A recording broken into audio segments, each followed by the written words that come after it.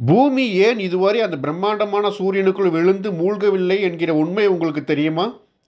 சூரியனை சுற்றி வரும் நம் பூமியின் சுற்றுப்பாதை மாறி உட்புறமாக செல்ல நேரிட்டால் அது சூரியனின் ஈர்ப்பு விசையால் ஈர்க்கப்பட்டு அதனுள் விழுந்து மூழ்கிவிடும் என பலரும் இன்று வரை தவறாக நினைத்து வருகின்றனர். சூரியனுக்கும் பூமிக்கும் இடையே உள்ள இடைவெளி குறைந்தால் பூமி சூரியனில் விழுந்துவிடும் எனில், இப்போது பூமிக்கும் சூரியனுக்கும் இடையில் சுமார் 38 மில்லியன் கிலோமீட்டர் தூரத்தில் ஏற்கனவே வீனஸ் உள்ளது. அது ஏன் சூரியனில் விழவில்லை?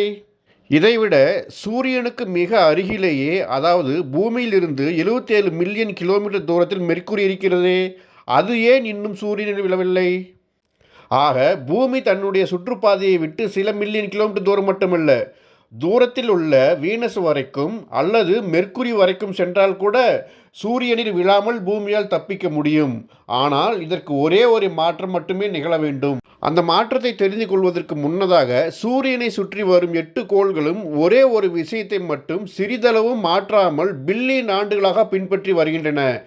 அது என்னவென்றால் சூரியனை சுற்றி வரும் வேகம்தான்.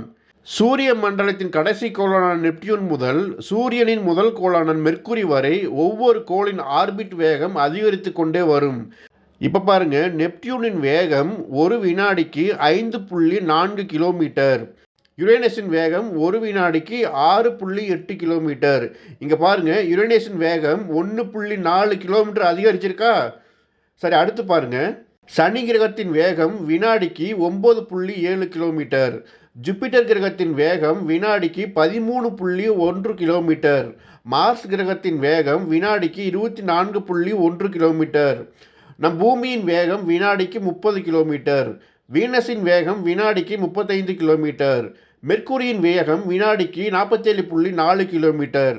ஆக இதில் நீங்கள் ஒரு விஷயத்தை நல்லா கவனிக்கணும். சூரியனுக்கும் ஒரு கோளுக்கும் இடையில் உள்ள தூரம் குறையும் போது அந்த கோளின் வேகம் அதிகரிக்கிறது. ஏனெனில் சூரியனுக்கு அருகில் வர வர அதனுடைய ஈர்ப்பு விசை அதிகமாக இருக்கும் என்பதாலும் அதிலிருந்து தப்பிக்க அந்த கோளின் ஆர்பிட் வேகம் அதிகரிக்கிறது. இதனால்தான் சூரியனுக்கு அடுத்துள்ள மெர்க்குரியின் வேகம் மற்ற 7 கோள்களை விட அதிகமாக உள்ளதால் தான் அது சூரியனின் ஈர்ப்பு விசையிலிருந்து தொடர்ந்து தப்பிக்க முடிகிறது. இது இன்னொரு விஷயம். சூரியனை ஆராய நாசா விண்வெளி மையம் பார்க்கர் சோலார் ப்ரோப் என்கிற விண்கலத்தை அனுப்பியது. அந்த விண்கலம் மெர்க்குரியை தாண்டி சூரியனுக்கு மிக அருகிலேயே இப்போதும் சுற்றி வருகிறது.